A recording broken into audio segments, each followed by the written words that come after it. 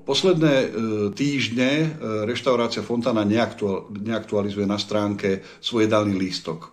Čo sa stalo? Prestala fungovať alebo čo sa deje?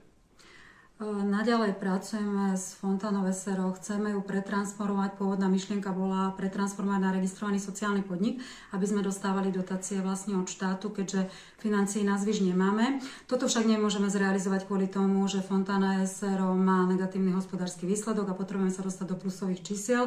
Takže momentálne pracujeme, dúfam, že to už bude otázkami 1, maximálne 2 mesiacov, kedy pretransformujeme Fontánu SRO na Želovce sociálny podnik, kde vlastne budeme prijímať ľudí znevýhodnených, to znamená, že úrad práce nám preplatí 80% ich mzdy, čo bude pre nás veľmi dobré a budeme sa snažiť opäť reštartovať síce už nie tú pôvodnú starú fontánu, ale všetky tie činnosti, ktoré s gastrosektorom súvisia pomaly a postupne tak, ako to budeme. Budú k dispozícii aj rozvozy obedov, ak si niekto objedná mimo teda škôl, mimo dôchodcov, obedy proste pre klasickú klientelu, rozvoz jedál. Plánujeme aj takéto niečo zaviesť, to znamená naozaj tie jedálne listky, aby boli tvorené tak, ako majú byť, budeme to ponúkať, budeme zabezpečovať rozvozy, plánujeme cateringové služby a samozrejme príležitostné akcie, ktoré sa realizujú aj teraz, ale dúfam, že s tými ľuďmi, ktorých tam budeme mať, to dokážeme teda zmanéžovať lepšie a kvalitnejšie aj k vašej, aj k našej spokojnosti.